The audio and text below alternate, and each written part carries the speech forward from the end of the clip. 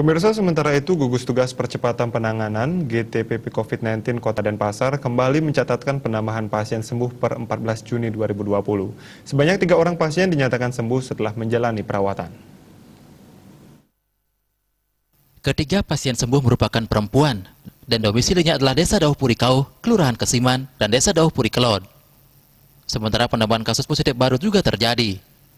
Sebanyak 5 orang dinyatakan positif COVID-19. 4 orang karena transmisi lokal, dan 1 imported case. Keseluruhannya tersebar di beberapa desa, kelurahan, dengan rincian kelurahan Pemecutan sebanyak 1 orang perempuan, umur 20 tahun, dari desa Pemecutan KJ sebanyak 3 orang, yakni laki-laki umur 46 tahun, laki-laki umur 44 tahun, dan 1 orang perempuan umur 29 tahun, serta seorang perempuan lagi berumur 53 asal Kelurahan Tonje. Juru bicara gugus tugas percepatan penanganan COVID-19 Kota Denpasar, Irwo Gederai menjelaskan, kasus penularan COVID-19 masih saja terjadi. Saat ini kasus transmisi lokal menjadi tren yang semakin meningkat. Kewaspadaan dan kesadaran diperlukan untuk lebih disiplin lagi menerapkan protokol kesehatan. Secara kumulatif, Dewarai menjelaskan, kasus COVID-19 di Kota Denpasar sebanyak 190 kasus positif. Rinciannya adalah 87 sembuh, 2 orang meninggal dunia, dan 101 orang masih dalam perawatan.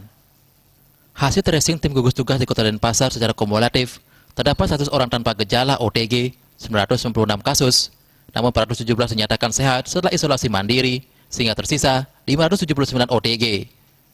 Orang dalam pemantauan ODP secara akumulatif tercatat 309 kasus. 270 orang sudah menjalani isolasi mandiri dan dinyatakan sehat, sehingga masih tersisa 39 ODP. Pasien dalam pengawasan PDP secara akumulatif sebanyak 98 kasus, namun 32 orang sudah dinyatakan negatif setelah menjalani swab test, sehingga tersisa 66 yang berstatus PDP. Asmara Putra Bali Pos melaporkan.